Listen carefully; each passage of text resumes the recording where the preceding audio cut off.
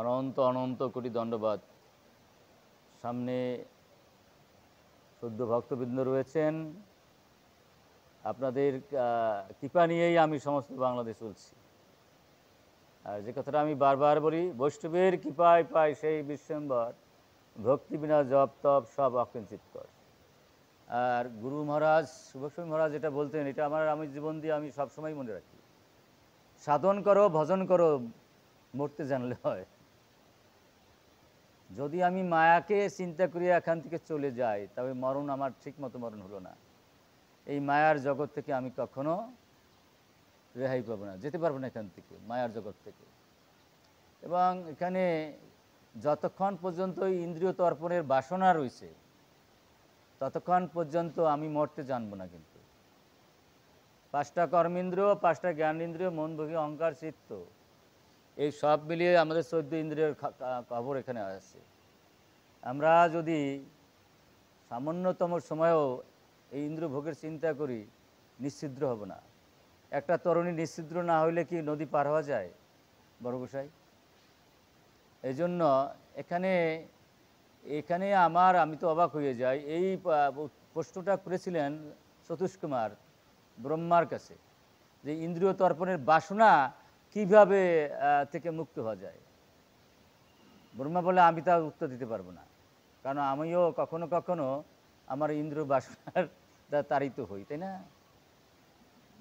সুতরাং আমি তার উত্তর দিতে পারবো না। তোমার যদি উত্তর শিখতে হয় তাহলে যাও সেই ভগবানের কাছে।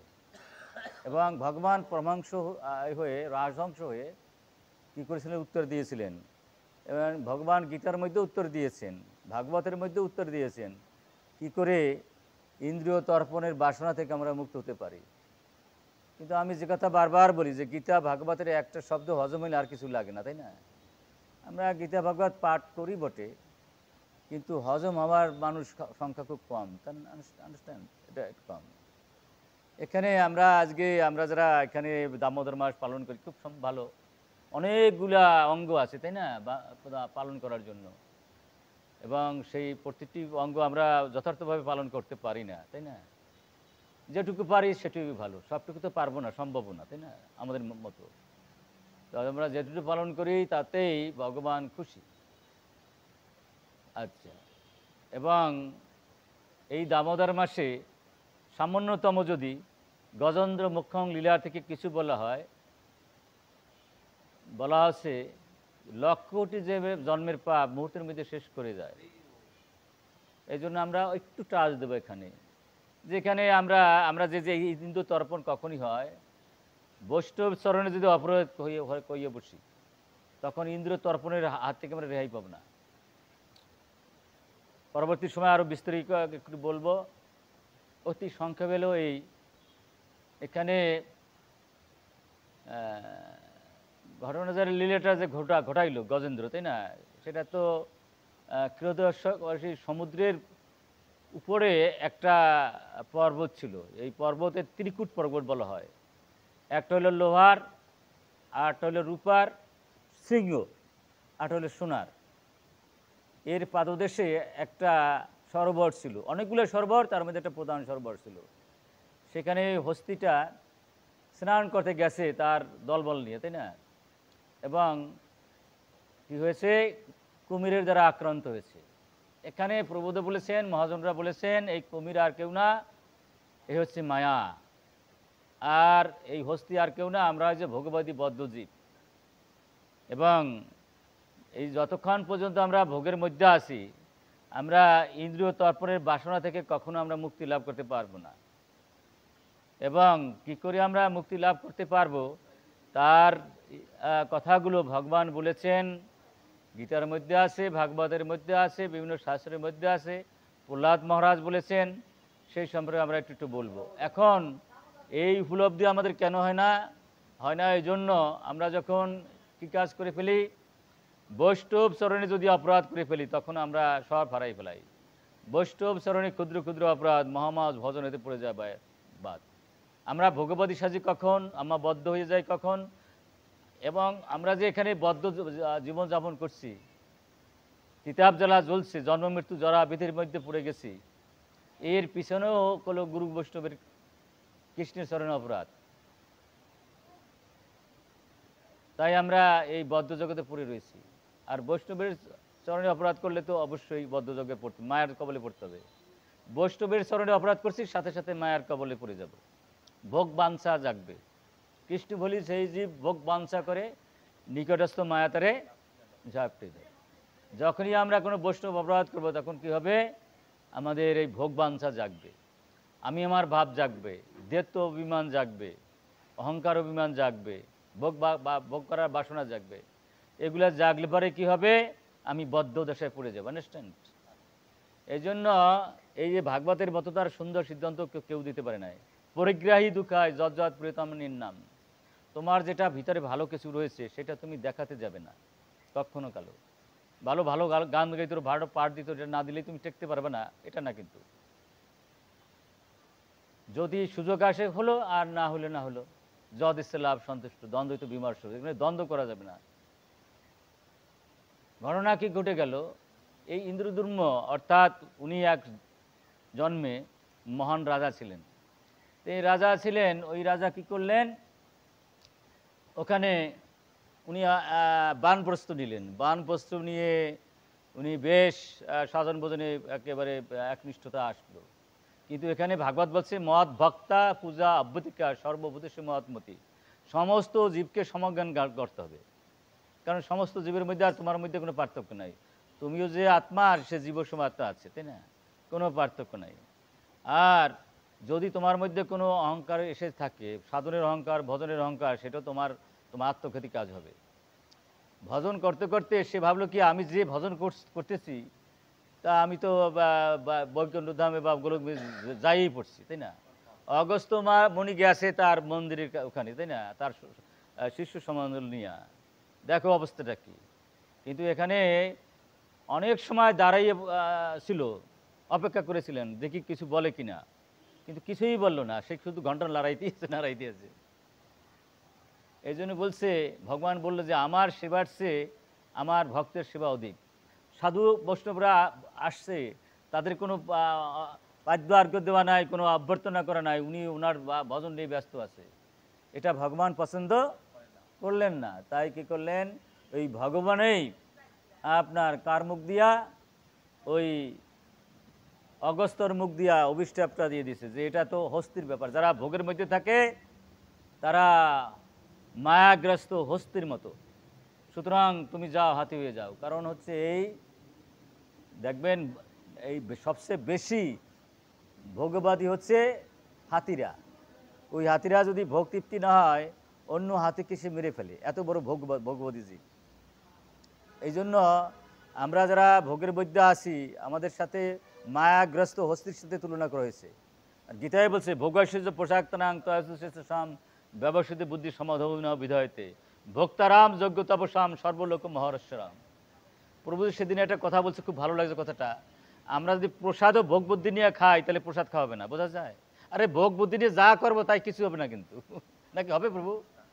তাহলে আত্মেন্দ্রিয় প্রীতিবাঞ্ছা থাকলে তাহলে ভগবানের ভজন হইলো কোথায় বলেন?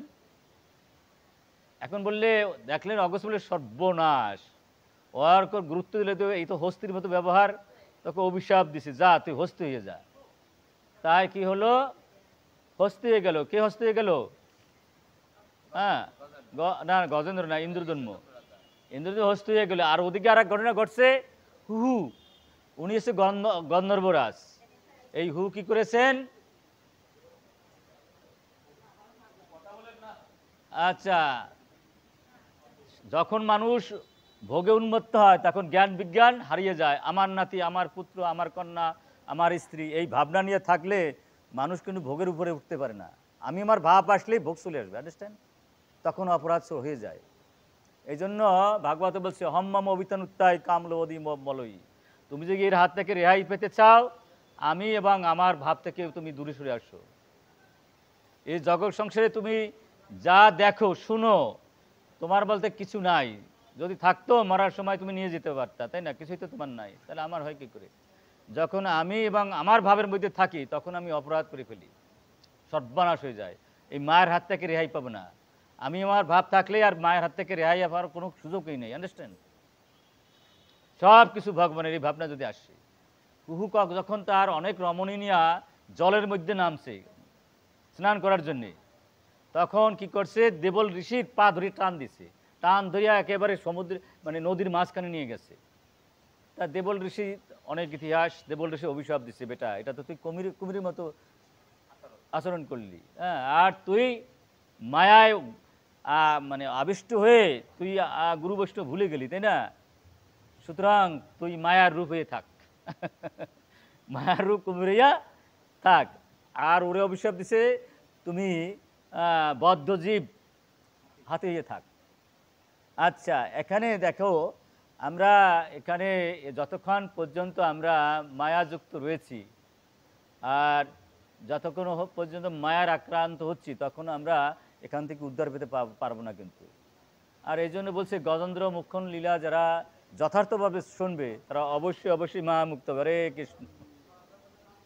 এই জন্য মহাজনরা বলছেন, বিশেষ করে এই দামোদর মাসে খুব মনোযোগ দিয়ে নিষ্ঠার সহিত এবং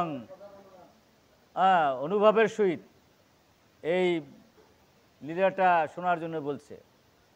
তো এখানে দেখেন, আমরা এখানে সমুদ্রের তো অভাব নাই, 7টা সমুদ্র আছে না, কোথাও দুধের সমুদ্র রয়েছে, কোথাও সুরার সমুদ্র রয়েছে, কোথাও ঘৃতের সমুদ্র রয়েছে, কোথাও তেলের সমুদ্র রয়েছে, কোথাও মিষ্টি জলের সমুদ্র রয়েছে, কোথাও আবার লবণ সমুদ্র রয়েছে। আমাদের ব্রহ্মাণ্ডে লবণের সমুদ্র রয়েছে। এর পিছনে কারণও ছিল, মানে এটা কিন্তু পার্বতী অভিশাপ দিয়েছিল সমুদ্রে, যে তোর এত অহংকার, তুই এই মুহূর্তে লবণে পরিণত হয়ে যা। যাক, সে বড় ইতিহাসগুলো বলবো না। এখন এই ক্ষীর সমুদ্র, এই যে ঘটনাটা, যে লীলাগুলো ঘটছে, এটা ক্ষীর সমুদ্রে পাদদেশে, ক্ষীর সমুদ্রের তটে এটা ঘটছে। হ্যাঁ, সমুদ্রের মধ্যে একটি মনোরম পাহাড় ছিল ত্রিকুট নামে, 10,000 যোজন মানে 80,000 মাইল। এই পর্বতটির নাম ছিল ত্রিকুট। ত্রিকুট মানে 3টা চূড়া। এই ত্রিকুট পর্বতের উপত্যকায় ঋতুমত নামক একটি সুন্দর উদ্যান রয়েছে। উদ্যান মানে সেখানে 1000 রকমের ফুল, 1000 রকমের গাছ রয়েছে সেখানে, যা বরুণদেব নির্মাণ করেছিলেন। এবং সেখানে একটি সুন্দর মনোরম সরোবর রয়েছে। একসময় হাতিদের রাজা গজেন্দ্র তার হস্তিদের নিয়ে সেই সরোবরে জল বিহার করতে গিয়েছিলেন এবং তার ফলে জলচর জীবকুলের জীবন সংকট উপস্থিত হয়। তখন অত্যন্ত বলবান কুমিরদের নায়ক গজেন্দ্রের পাদদেশে আক্রমণ করেন। 1000 বছর যুদ্ধ চলে, এরপরও মুক্তি লাভ করতে পারল না।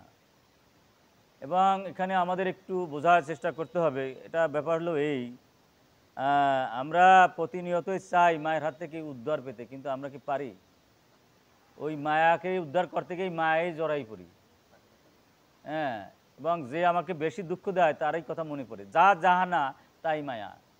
এই জগৎ সংসারে যা দেখি, যা শুনি, যা বলি, সবই মায়া, যার কোনো স্থায়িত্ব নাই। হ্যাঁ, এই যে ব্রহ্মাণ্ড একদিন থাকবে না, ব্রহ্মা একদিন থাকবে না, তুমি আমি একদিন থাকবে না, থাকবে কেটা? যা থাকবে না সেটাই মায়া। যাহা যাহা না তাই তাই তাই তাকে ভাবা, সেটাই মায়া। এখানে কি আমরা বাস্তব বস্তু কিছু আছে? নাই।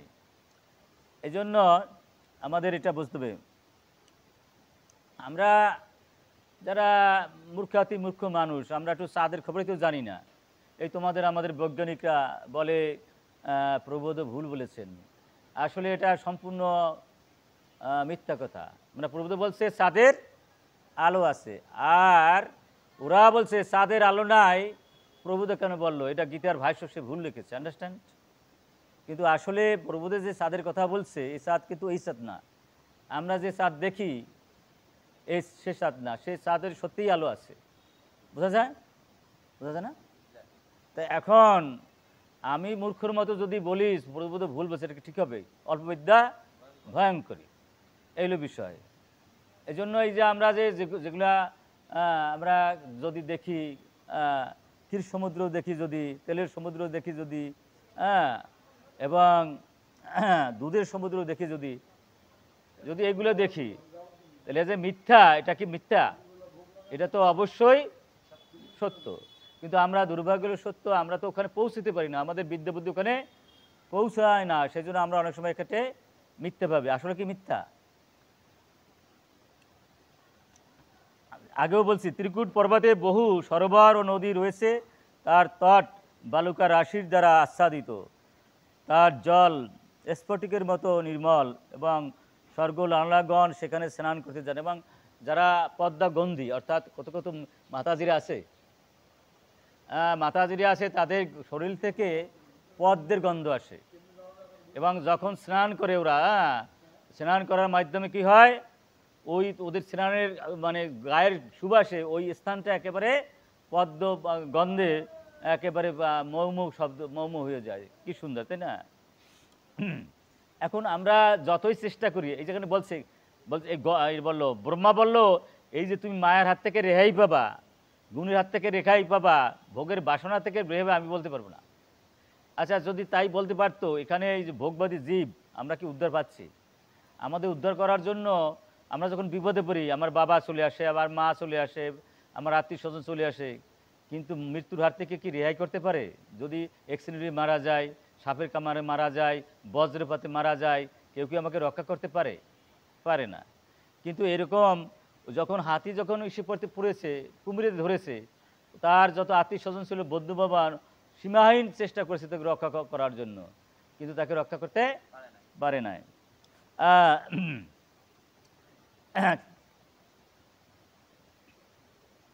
এই জন্য ঘটনা হচ্ছে, রক্ষাকর্তা হচ্ছে ভগবান, তাই না?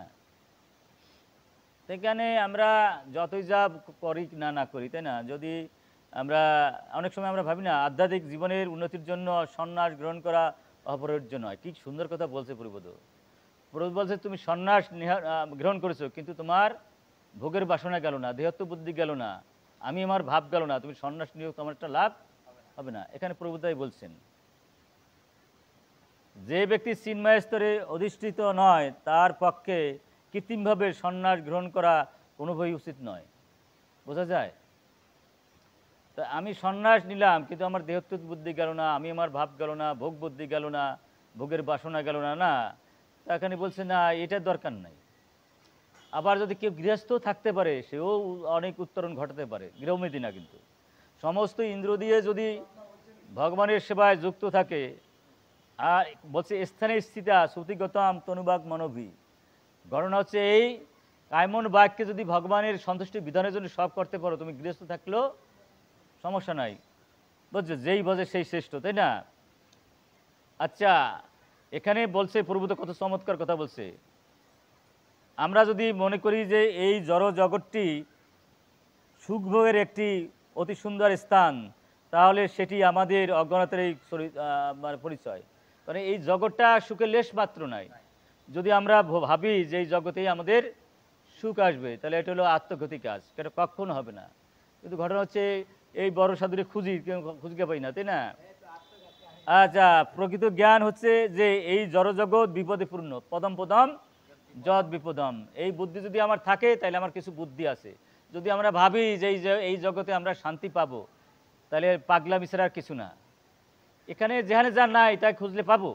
এখানে শান্তির লেশ মাত্র না, একটা দুঃখ যাইতে না যে আটটা দুঃখ এসে আসি হয়। সুতরাং আমরা কি ভুলেও এই আশা করতে পারি যেখানে শান্তি পাবো? কখনো না।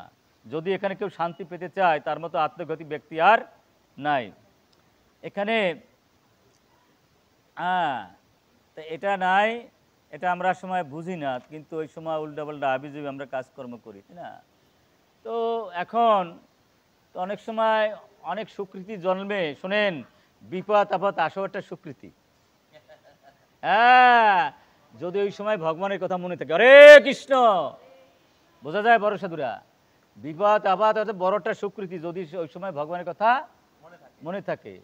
কিন্তু বিপদে আসার পর যদি ভগবানের কথা ভুলে যাইয়া খালি এদিক ওদিক হাতড়াহাতড়ি করি, তাহলে বিপদ আসলো, আমার কোনো কাজ আমি করতে পারলাম না, এটা আমার দুর্ভাগা আমরা, তাই না? এই জন্য ভগবান কত চমৎকার করে বলছেন, চতুর্বিধা ভজন্তে মাং জনা সুকৃতি অর্জুন। হ্যাঁ, বিপদের মধ্যে সুকৃতি, যদি ভগবানের কথা চিন্তা করা যায়, আন্ডারস্ট্যান্ড। হ্যাঁ, যখনই কি হচ্ছে, কি বলছে, চার প্রকারের লোক, হ্যাঁ, তাহলে আমাকে খুব ভজন করা মনস্থ করে। আর তো বিপদে পড়লে, যেমন এই যে যখন ব্রহ্মাস্ত্র ছেড়ে দিল, কে ছেড়ে দিল? অশ্বত্থামা। অশ্বত্থামা যে ব্রহ্মাস্ত্র ছেড়ে দিল, তখন কি করছে? আমরা সেই হিসাবে দ্রৌপদীও পুরো আর্তভক্ত না, শুনছে না, আমরা কোথা কি ভক্ত। কারণ প্রথমত ঐশ্বরী তার স্বামীর দিক তাকায়, তারপর গুরুবর্গের দিক তাকায়, তারপর তাকায় না কোন দিক, তারপর নিজে একটু চেষ্টা করছে। তখন যখন সর্ব কিছু ছেড়ে দিয়েছে, তখন ভগবান তাকে কৃপা করেছে। কিন্তু আর্তভক্তর একেবারে সর্বশ্রেষ্ঠ উদাহরণ হচ্ছে আপনার কে? উত্তরা। কারণ ডাইরেক্ট ভগবানের কাছে প্রার্থনা করছে, আন্ডারস্ট্যান্ড। আমরা বিপদে আপদে পড়লে ডাইরেক্ট ভগবানের কাছে যাব, এদিক ওদিক না তাকাইয়া, তাহলে আমরা আর্তভক্ত হয়ে যাব। যদি এদিক ওদিক তাকাই, তাহলে যথার্থভাবে আমরা আর্তভক্ত না। সেইভাবে দ্রৌপদীকে যথার্থ আর্তভক্ত বলা হয় না। শুনছেন ব্যাপারটা কি, কোন জায়গা কি, কোন কথাবার্তা, তাই না? আচ্ছা, তারপর বলছে জিজ্ঞাসু। হ্যাঁ, তা এখানে উদ্ধব ছিল জিজ্ঞাসু। আর অর্থার্থী মানে অনেক কথা, এখানে অনেক কথা বলা যাবে না। অর্থার্থী মানে কিছু লাভ করার জন্য যারা চেষ্টিত হয়, সে লোকে ধ্রুব মহারাজ বাবার কোলে উঠবে, তাই না? সেই আশায় গিয়ে সে ইয়ে হয়েছে। শেষ পর্যন্ত যখন ভগবানের কৃপা পেল, আমি তোমার আর কিছুই চাই না, আসছিলাম কাছের জন্য, পেয়ে গেছে হীরক, আর কাছের কি দরকার নাকি? হ্যাঁ, আর জ্ঞানী কারা? জ্ঞানী হচ্ছে সবচেয়ে জ্ঞানী হচ্ছে, আমরা তো মহামূর্খ, এই জন্য বলছে এই পৃথিবীর সর্বশ্রেষ্ঠ ধনীও মহামূর্খ যদি ভগবানের ভক্ত না হয়, না? সমস্ত শ্রেষ্ঠ জ্ঞানীও মহামূর্খ, ধনীও মহামূর্খ, যত ঐশ্বর্যবান হোক সব মহামূর্খ যদি ভগবানের ভক্ত না হয়, তাহলে সে মহামূর্খ হয়ে যাবে। এটা এখানে বলছে। তো ব্যাপারটা হচ্ছে কি, জ্ঞানী হচ্ছে আপনার গোপীরা, রাধারানী, এরা হইল জ্ঞানী। কারণ তারা জানে, আর আমরা যদি ভগবানের না পাই, আর যদি সব পাই, তারা কি আমি বলদ না? না অল্পম সুখমস্তি যদ্বৈভম পরম সুখম, আন্ডারস্ট্যান্ড? অনন্ত ব্রহ্মাণ্ডে অনন্ত কিছু পাইলাম, কিন্তু ভগবানের পাইলাম না, তা আমি বলদ না? হ্যাঁ, এই জন্য জ্ঞানীরা চায় সাজুজ্য মুক্তি, আর যোগীরা চায় 18 সিদ্ধি। এটা বলদ না? জ্ঞানীরা বলদ এবং যোগীরাও বলদ। কিন্তু জ্ঞানী মানে ওই এই জড়জ্ঞানী অথবা নির্বিশেষবাদী জ্ঞানী যারা, তার না সবিশেষ না। আর এই জ্ঞানী আর ওই জ্ঞানীর মধ্যে কিন্তু পার্থক্য আছে। এই জ্ঞানীতে বলছে গোপীরা কারে পাই গেল? সর্বধর্মান পরিত্যাজ্য মামেকং শরং বুঝ হংতাং সর্বপাপাব্য মোক্ষস্বামী মা শোচ। এটা কারে পাই গেল? ভগবানের পাই গেল। যতক্ষণ পর্যন্ত আমরা ভগবানের না পাবো, ভগবানের কৃপা না পাবো, তখন ভোগের বাসনা আমরা কখনো ত্যাগ করতে পারবো না। একটার পর একটা চাইতেই থাকবো। অল্পের পিছনে গড়লে আমরা একটার পর একটা চাইতেই থাকবো, আন্ডারস্ট্যান্ড? তখন আর এই ভোগের বাসনা যাবে না। যখনই ভগবানের পাই যাব, তখনই ভোগের বাসনা চলে যাবে, আন্ডারস্ট্যান্ড? এই জন্য সবচেয়ে জ্ঞানী ভক্তি শ্রেষ্ঠ। জ্ঞানী ভক্ত কিন্তু ওই গীতা ভাগবত মুখস্থ, সমস্ত শাস্ত্র মুখস্থ, একে জ্ঞানী ভক্ত বলা হয় না। জ্ঞানী ভক্ত হচ্ছে যে বাসনা মুক্ত, তারা জ্ঞানী ভক্ত বলা হয়েছে, বোঝা যায় না? বল, যিনি বাসনা মুক্ত, হ্যাঁ, হইতে পারছে, যার আত্মেন্দ্র প্রীতিবাঞ্ছা নাই, যে কৃষ্ণ ইন্দ্র প্রীতিবাঞ্ছায় ডুবে রয়েছে, তাকে জ্ঞানী ভক্ত বলা হয়েছে। বোঝা যায়? বোঝা যায় না গোসাই? কিন্তু কতগুলো শাস্ত্র মুখস্থ করলাম, একার পটপট পটপট পটপট, তাই না?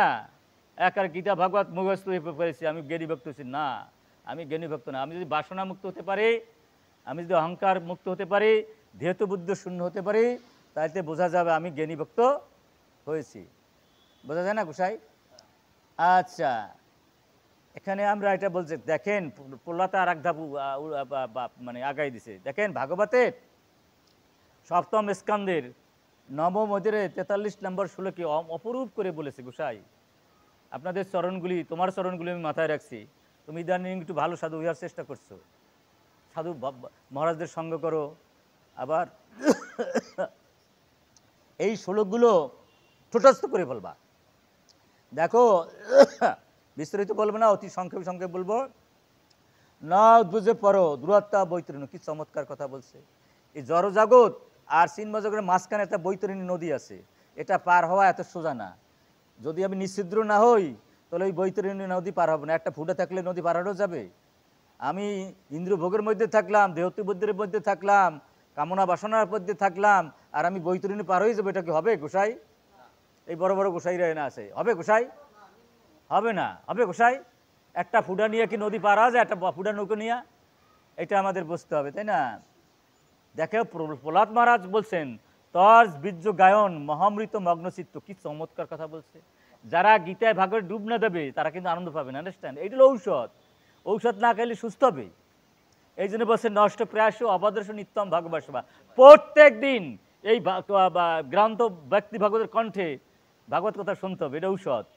তাহলে তোমার চিত্ত ভগবানের যুক্ত থাকবে। আন্ডারস্ট্যান্ড? নাহলে কি থাকবে মায়ায় তোমাকে খেয়ে ফেলবে না? একটু ফাঁক পালিতে মায়া ঠাকাস করে টান দেয় নাকি? এরকম না? এরকম না? কৃষ্ণ বলে যেই জীব ভোগ বাঞ্ছা করে নিকটস্থ মায়া তারে ঝাপটাইয়ে ধরে, নাকি? একটু ভোগ বাঞ্ছা করছি মানেই অমনি মায়া আমাকে জড়াই ধরবে। হায় রে ভগবান! আর এখানে প্রহ্লাদ মহারাজ বলতেছেন যে আমি বড় শান্তিতে আছি, আমি বড় সুখী আছি, কারণ আমি সব সময় তোমার কথা নিয়ে কি থাকি, মগ্ন রয়েছি, তাই না? এবং আমি শান্তি আছি। সচেতত বিমুখ অচেত ইন্দ্রাট। আমার বড় দুঃখ হয় এই 14টা ইন্দ্রিয় দিয়ে যারা ভোগের মধ্যে থাকে তাদের দেখলে আমার বুকটা ফাটিয়ে যায়, যে তারা কত খারাপের মধ্যে আছে। হতে পারে আমার বাবার মতো শশাগ্রা পৃথিবীর মালিক, সেও অত্যন্ত খারাপ জায়গার আছে। যারা ইন্দ্র সুখের ভোগের পিছনে ঘোরে তারা অত্যন্ত খাবার আছে, তারা ওষুধ, বোঝা যায়? যারা সবচেয়ে ধনী, সবচেয়ে জ্ঞানী, সবচেয়ে মানি, কিন্তু ইন্দ্র সুখ ছাড়তে পারলো না, সেটার ওষুধ ছাড়ার কিছু না, বোঝা যায়? আমার বাবা নিজকে ভগবান ভাবছে, নিজকে কর্তা ভাবছে, নিজকে মালিক ভাবছে, নিজকে ভোক্তা ভাবছে, বাবা অসুর, তাই না? আর আমার বড় দুঃখ হয় যারা ইন্দ্র ভোগের পিছনে ঘোরাঘুরি করে তারা ওষুধ ছাড়া কিছু না। আয় রে কপাল!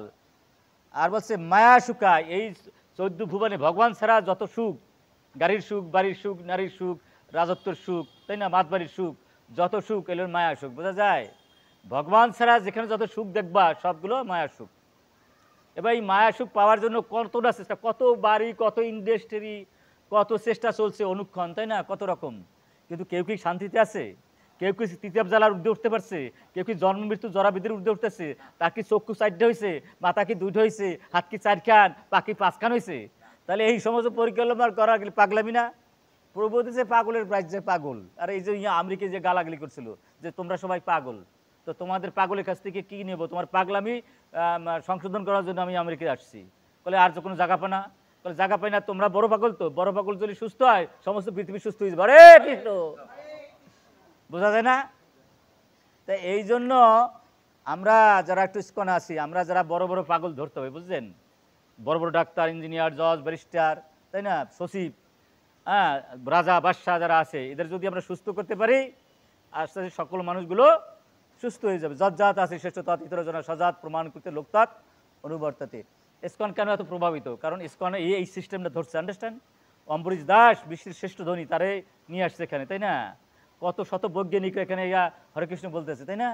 তুলসী গাবাটকে 4টিখানি ব্যাপার, সে দেখুন অত বড় একটা সভায় বসে, মন্ত্রী সভায় বসে সে গীতা পাঠ করতেছে। আন্ডারস্ট্যান্ড? ভাবা যায়? বলতেছে হরে কৃষ্ণ বলতেছে, ভাবা যায়? তাই এই সমস্ত মানুষ যখন বলে কথাবার্তা, তো বিশ্ব যদি দেখে, বিশ্ব প্রভাবিত হবে না? এই জন্য শ্রেষ্ঠ মানুষগুলো যদি পথে আনা যায় তাহলে শেষ হবে। তো আমরা যত চেষ্টা করি আমাদের এই সমস্ত অল্প 14 ভুবনের সুখ অল্প, 14 ভুবনের সুখেই অল্প, এই অল্পে সুখ নাই। বেশি হলো কি, যদি ভগবানের প্রেম পাই, ভগবানকে পাই, সেটার বেশি। হ্যাঁ, কিন্তু এটা আমরা অনেক সময় বুঝি না, কি দুর্ভাগ্য আমাদের। এখানে প্রবোধে কি চমৎকার কথা বলছে, নামাং দুষ্কৃত মুরা প্রবোধান্ত নরধমা, কি চমৎকার!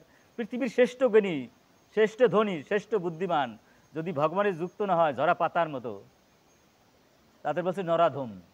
পৃথিবীর শ্রেষ্ঠ জ্ঞানী, শ্রেষ্ঠ ধনী, শ্রেষ্ঠ সুন্দরীকে বলেছে নরাধম, যদি ভগবানের যুক্ত না হয়। বোঝা যায় কথাটা ঠিক, কিন্তু নরাধম নাকি? তুই বেটা মরার পর যাবি না কোথায়? পায়খানার কীট হবি অথবা না গাছ পাথর? হ্যাঁ, একই ব্যবস্থা। অর্থ ইন্দ্রিয় অর্থ সর্বার্থ অপরিণী নির্নাম। ভগবান কিন্তু সবারই কাছে সমান। তুমি যে রাজা হচ্ছে, বাদশাহ হচ্ছে, তোমার যে আলাদা দেবে এমন না কিন্তু, এবং হবে না। ওখানে কোনো বিয়েতে নাই। ভ্রংশতি জ্ঞান বিজ্ঞান যা আবশ্যতি মুখ্যতাম। তুমি যদি ইন্দ্র দিয়ে ভোগের মধ্যে থাকো, মরার পর আমি তবে গাছ বা পাথর বানাই দেবো, তাই না? তাহলে তুমি মূর্খ না, নরাধম না? তাই জন্য ডাক্তার হই, জজ হই আর ব্যারিস্টার হই, অহংকার শূন্য হতে হবে। এখানে কেউ কেউ আসে ডাক্তার ইঞ্জিনিয়ার হই, একটু অহংকারের পেটটা বোঝাই, বোঝা যায়? হ্যাঁ, টাকা আছে, পয়সা আছে। এখানে এখানে জিনিসটা কিন্তু উল্টা। এখানে অহংকার করলে আর কোনো ওই টাকা পয়সা দিয়ে কি ভগবানের কিনতে পারবা? ওই ডাক্তারি দিয়ে কিনতে পারবে, ইঞ্জিনিয়ার দিয়ে, জজ ব্যারিস্টার দিয়া। এখানে ওই তার চেয়ে বরং ওই যে বসে থাকো না আপনি, বাবা আপনারা তুমি যাও, মাঝে মাঝে আপন হইলে তুমি আসে, ওর চেয়ে অনেক ভালো দীনতা। ভগবানের শুধু দীনতা দিয়ে কেনা যায়, তাই না? ভগবানের টাকা পয়সা দিয়ে কেনা যায় না, ও ভগবানের কিছু লাগেও না ভগবানের, তাই না? তাই আমরা তো মূর্খতা বলছেন। আচ্ছা, কিছু মায়া কেন অপহৃত? এটা হচ্ছে মায়া। যখন ভোগ বুদ্ধি থাকে তখন মায়ায় ধরে, আন্ডারস্ট্যান্ড? হ্যাঁ, ভোগের বাসনা যখন না যায়, তাই না, তখন মায়া ধরে, আর বুদ্ধি ভ্রষ্ট হয়ে যায়। আর বুদ্ধি ভ্রষ্ট হয়ে গেলে তার বিচ্ছিন্ন হয়ে পায়, ঝরা পাতার মতো হয়ে, আন্ডারস্ট্যান্ড? এই পৃথিবীর সমস্ত মানুষের অবস্থা প্রায় এরকম, 99%, তাই না? আমার রাজত্ব, আমার বাড়ি, আমার ঘর, আমার মাতবাড়ি, আর মারামারি করো, তাই না? আরে মারামারি করবি তুই সুশীলদিন থাকবি রে বেটা, তাই না? আর তুই ইন্ডিয়া গেলেই কি তোর শান্তি হবে? এর তো বাংলাদেশ ভালো, জানো? জানো তুমি? হ্যাঁ, তো জানো না। কারণ হচ্ছে ওরা আমাদের মানুষই জ্ঞান করে না, জানো? আমাদের মনে রিফিউজ ভাবে, ওরছে খারাপ খারাপ ভাবে, দুই এক পুরুষ যাবে ওইভাবেই। আর ওদের আলাপ ব্যবহার মিয়াগত খারাপ, জানো তুমি? মুসলমানদেরও খারাপ। সুতরাং ওদিকে চিন্তা ভাবনা না করেই ভালো। মরো তো আমরা মাতৃভূমি, এখানে আমার মার কোলেই মরবো, আন্ডারস্ট্যান্ড? বাঁচলে মায়ের কোলেই বাঁচবো। আর যদি রাখে কৃষ্ণ মারে কৃষ্ণ রাখে কে, যদি ভগবান বাঁচায় কেউ তোমাকে মারতে পারবে না। আর যদি মারে, ও ইন্ডিয়া কেন, মুদির কোলে বা ট্রামের কোলে বসলো, মরে যাবা। ট্রাম ভয়তে পাগল হয়ে যায় না, মুদি ভয়তো পাগল হয়ে যায়।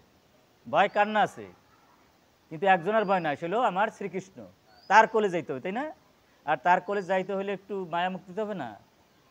মায়া মুক্তি হতে হবে না? এটা হলো কথা, তাই না? তা এখানে আমাদের হ্যাঁ, কি সুন্দর কথা বলছে, আমি পাগল হয়ে যাই। এগুলো এত কথা বলতে ইচ্ছা করছিল, অনেক কথা বলবো। শোনো, এই যে এই বড় সাধু, শোনো, জিনিসটা হচ্ছে কি, আমরা বুঝবো করে মায়া আছি। যখন দেখবো যে বিষয় দ্বারা ইন্দ্রযুক্ত দিয়ে আমি ভোগে আছি, তখন বুঝতে হবে আমি মায়ের মধ্যে আছি, তাই না? এটা এটা মায়ের মধ্যে আছে, এটা বুঝতে হবে।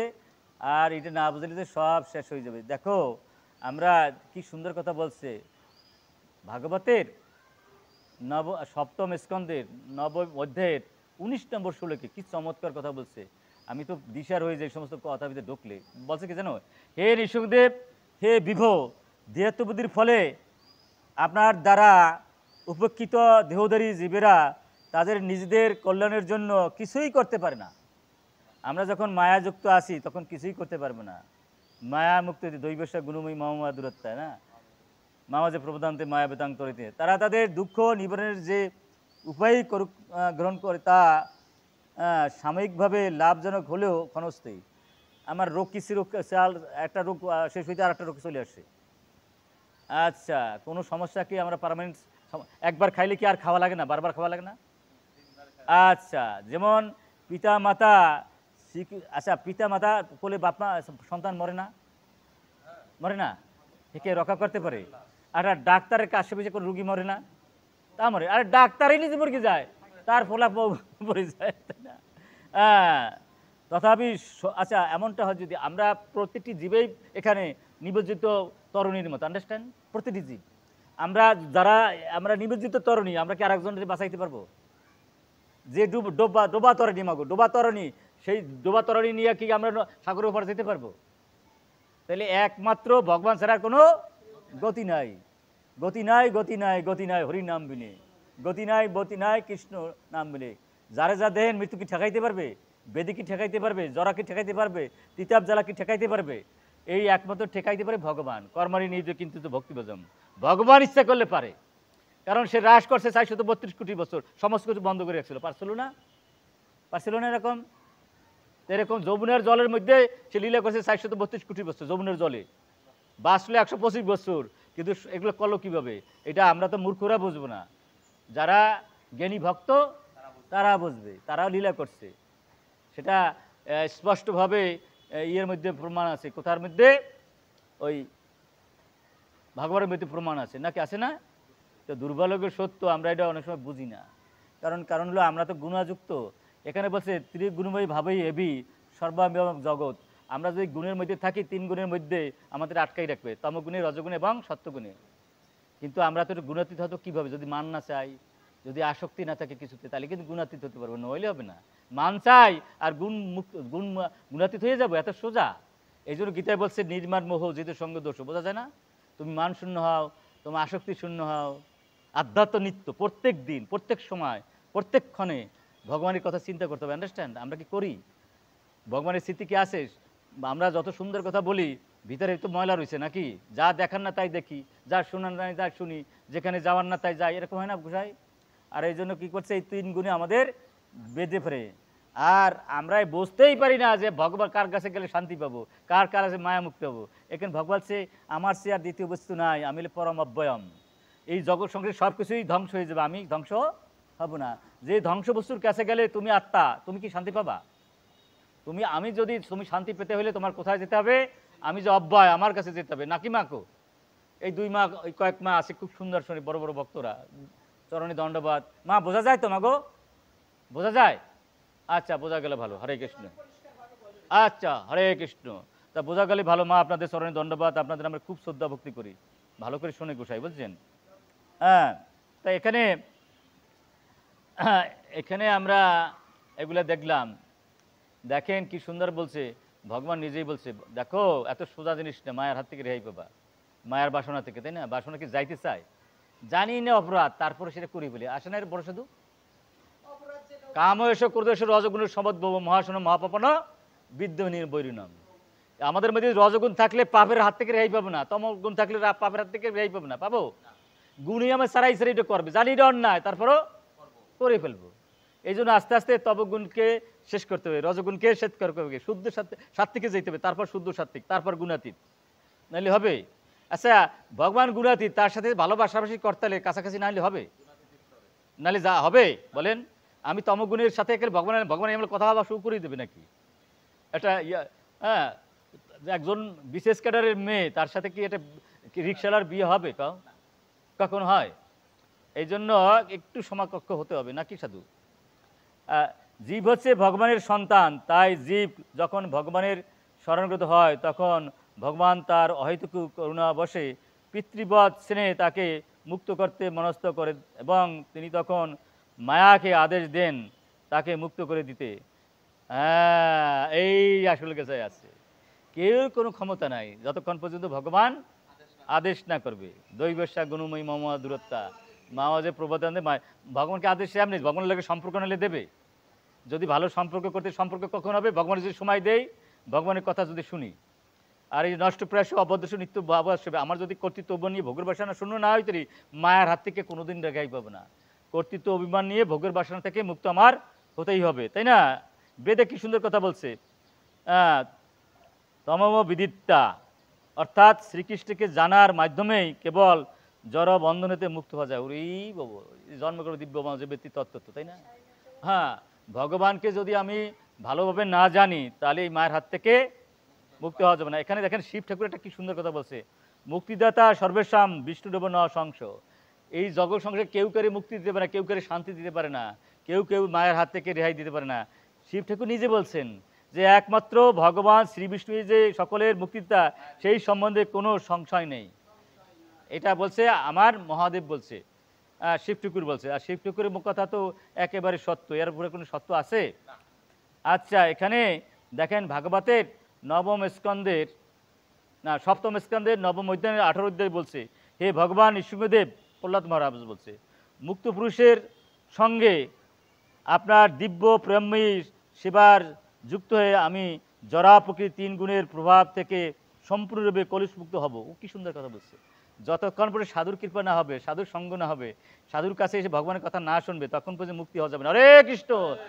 প্রহ্লাদ মহারাজ প্রার্থনা করছে, আমি কিছুই চাই না তোমার কাছে, শুধু চাই যারা হংস, যারা গুণমুক্ত, সেই সমস্ত হংসদের কাছে গিয়ে তোমার কথা যদি প্রতি মুহূর্তে শুনতে পারি, প্রতিক্ষণ শুনতে পারি, যদি শুনতে পারি, তাহলে কি করি? এই ইয়ের হাত থেকে রইব। কি সুন্দর বলছে, আমি ব্রহ্মার পদাঙ্ক অনুসরণ তার পরস্পরায় আপনার মহিমা কীর্তন করব। এইভাবে আমি অনায়াসে ভবসাগর উত্তর হয়ে মায়ামুক্ত হয়ে যাবো। হরে কৃষ্ণ। কীভাবে মায়ামুক্ত হবে এটা পথ দেখাইছে, যে আমরা যদি প্রতিনিয়ত, ব্রহ্মা তো এই শাস্ত্র দিয়েছে, ভাগবত দিয়েছে, তাই না? এটা নিচ্ছে নারদ, নারদ দিয়েছে ব্যাস, ব্যাস সুখ, এরকম করে করে তো ভারত ভাগবত আসছে। বলছে যে মেডিসিন হচ্ছে ভাগবতম, আন্ডারস্ট্যান্ড? এই ভাগবতম যদি পরমাংশ, যারা পরমাংশ সাধু, তাই না, তাদের কাছে যদি শোনা যায়, হ্যাঁ, তাহলে আস্তে আস্তে আমি কি করবো, এই মায়ের হাত থেকে রেহাই পাবো। হরে কৃষ্ণ। মায়ের হাত থেকে রেহাই পাবো। এবং শেষ কথা বলছে কি দেখো, এই যে শেষ কথা বলে শেষ করে দেই, এখানে বলছে হ্যাঁ, আমরা সব সময় মনে রাখতে হবে মাগো, এই যে যারা আছেন, কয়েকজন মা আছেন, বড় বড় মা, একেবারে শেষ কথা বলে দিচ্ছি, জড়বস্তুর ক্ষণস্থির মায়াময় স্বভাব জেনে মায়া থেকে দৃষ্টি ফিরিয়ে নিয়ে আমাদের জড় বাসনা শূন্য হওয়া উচিত। আমাদের বুঝতে হবে যে গাড়ি বাড়ি ধন সম্পদ কেউ আমরা শান্তি দিতে পারবে না, এই আছে তো এই নাই, স্বপ্নের মতো, আসলে স্বপ্ন। যা শুরু হয়ে যায়, যা শেষ হয়ে যায়, তাই তো স্বপ্ন। ব্রহ্মাও স্বপ্ন, 14 ভুবনের স্বপ্ন, 14 ভুবনে যারা আছে তারও স্বপ্ন। যাহা শুরু হয়, যা শেষ হয়। এই জন্য গীতায় বলছে সংস্পর্শ ভোগা দুঃখ জনা এই বয়তে আদি অন্ত বন্ত নতেশ্বর অমতে বুধ, তাই না? যাহা শেষ হয়ে যায়, যা শুরু হয় এবং শেষ হয়ে যেতে স্বপ্ন, এই স্বপ্নের পিছনে বুদ্ধিমান মানুষ কখন ঘোরাফেরা করে না। হরে কৃষ্ণ।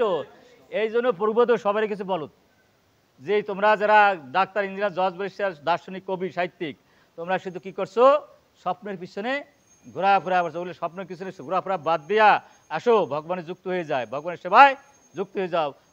হ্যাঁ, অল্প না, বেশি চাও, বেশি হলে ভগবান, বেশি হলে ভগবানের প্রেম, এটা চাও। আচ্ছা, জড় বার্তালাপ ক্রিয়াকলাপ ত্যাগ করো। এখানে আমরা পাই না কেন, আমরা প্রায় মুহূর্তে মুহূর্তেই বন্ধ দশে পড়ে যাই, তাই না? সুযোগ হইলে পরে এখানে এসে এই হাতারি পাতারি আরম্ভ করে দেয়, জল্পনা কল্পনা। আমরা ভগবান ছাড়া যখন হাতারি পারি করবো, এটা একটা ফুটো ইয়া, ফুটে পড়ে যাবে, আন্ডারস্ট্যান্ড? কিপা বাড়ি উপর থেকে পড়ে নাকি জল, যদি পাত্র ফুটা হয় থাকে। আমরা কেন ভগবানকে দেখি না, আমরা তো পাত্র ফুটা পাত্র, আন্ডারস্ট্যান্ড? ভগবান দেখবো কি করে? যদি ভগবানের কৃপা বাড়ি ধরে রাখতে পারতাম, তাহলে ভগবানের সাথে দেখা হইতো, আন্ডারস্ট্যান্ড? আমরা তো আমাদের মায়ায় চক্ষুগুলো বন্ধ করে রাখছি, দেখবো কি করে, আন্ডারস্ট্যান্ড? নইলে তো ভগবান তো এখানে, এই ভগবান এখানে আসে না, দেখি না কেন? আমরা তো ফুটা পাত্র, ওই পাত্র দিয়ে কি তৃষ্ণা মেটে? হ্যাঁ, যদি এক গ্লাস জল না হয়, সেই জলে তৃষ্ণা মেটবে বলেন? আমরা কেন শান্তিতে নাই? আমরা হলো ফুটা পাত্র, সেই জন্য আমরা শান্তিতে নাই। আমরা যদি ফুটা পাত্র না হতাম, কৃপা বরি যদি নিশ্চিত ধরে রাখতে পারতাম, আমরাও এই জগতেই মানে বৈকুণ্ঠের আনন্দ পেতাম, গোলকবিন্দু আনন্দ পেতাম। হরে কৃষ্ণ। কিন্তু ফুটা পাত্র মানে ঘুরতে পড়তে এই ভোগের বাসনাই আছে, তাই না? আমি আমার ভাবের মধ্যে রয়েছি, অহংকারের মধ্যে রয়েছি, এবং দেহত্বের মধ্যে রয়েছি, এবং মান চাচ্ছি, তাই না? তাহলে কি আমরা পাবো? পাবো না। এই জন্য বলছে, এখানে বলছে, যদি এখানে ভগবান বলল, প্রশ্ন করা হয়েছিল যে আমরা কি করে এই মায়ের হাত থেকে রেহাই পাবো, ভগবান নিজে এসে বলছে, ব্রহ্মা কিন্তু পারলো না উত্তর দিতে। এখানে ভগবান নিজে বলছে, যদি তুমি এইভাবে থাকো, তাহলে তুমি মায়ের হাত থেকে রেহাই পাবা। এই ভাব, যে ভাবা এত সময় বললাম, যদি জড়জগৎ দর্শন করতেই হয়, তবে আমাদের মনে রাখা উচিত যে এটি সর্বোপরি বাস্তব নয়, তা ত্যাগ করেছি। মানে এটার কোনো গুরুত্বই দেওয়া যাবে না। যশ মান প্রতিষ্ঠা শুকরের বিষ্ঠা, এবং ভজন করতে যাইয়া না ভোগ না করা, তাই না? তারপরে এই ভাগবতের কথাটা মনে রাখা কীরকম, যে বলছে যে তোমার মধ্যে যদি কোনো ভালো কিছু থাকে, সেটা তুমি দেখাইতে যাবে না। ব্যাপারটা হচ্ছে কি, যদি তোমার সেবার কোনো সুযোগ আসে করবা, আর না হইলে যদিচ্ছা লাভ সন্তুষ্ট। কখনো তুমি এটা দেখাইতে যাবে না, তাহলে ভোগ ভজন হবে না, ভোগ হয়ে যাবে, তাই না? ভজন হয়ে যাবে ভোগ, আর ভোগ যদি করো তাহলে মায়ের হাত থেকে রেহাই পাবে না। সুতরাং আসুন আমরা সবাই ভোগ শূন্য হয়ে মার হাত থেকে রেহাই পেয়ে আমরা সবাই গোলক বৃন্দাবনে চলে যাই। হরে কৃষ্ণ। বৈকুণ্ঠ যে যায়, আমরা যদি শুদ্ধভাবে নাম জপ করি, শুদ্ধভাবে সাধুসঙ্গ করি, শুদ্ধভাবে ভাগবত কথা শ্রবণ করি, মনন দিয়া ধ্যান দিয়া, তাহলে আমরা এই রোগ থেকে রেহাই পাবো। রোগ থেকে যদি রেহাই না পাই, তাহলে কি শান্তি আসবে? সুতরাং এই রোগ থেকে রেহাই পেয়ে মেডিসিন হলো শ্রবণ, মেডিসিন হলো সাধুসঙ্গ, মেডিসিন হলো ভাগবত কথা, মেডিসিন হলো যে অর্চনা, তাই না? আর শুদ্ধ নাম নেওয়া। আমরা যদি এই মেডিসিনগুলো না খাই, তাহলে মায়ের হাত থেকে রেহাই পাবো? ভগবান কিন্তু তাই বলছে, তুমি মায়ার জগৎটাকে ভাববে এটা মিথ্যা, এটা অস্থায়ী, এটা গুরুত্বহীন, এটা স্বপ্ন, এটা কোনো গুরুত্ব দিও না। গুরুত্ব দেবা কোনটা? গীতাকে, ভাগবতকে, সাধুসঙ্গকে, প্রসাদকে, নাম জপকে, এগুলো গুরুত্ব দেবা। তাহলে মায়া মুক্ত হয়ে তুমি বৈকুণ্ঠ যাবা। হরে কৃষ্ণ। বলুন জয় শ্রীকৃষ্ণ চৈতন্য প্রভু নিত্যানন্দ শ্রী অদ্বৈত গদাধর শ্রীবাসাদি গৌর ভক্তবৃন্দ। হরে কৃষ্ণ কৃষ্ণ কৃষ্ণ হরে হরে, হরে রাম রাম রাম হরে হরে। জয় গুরু, জয় নিতাই। ওটা দেয় না কেন?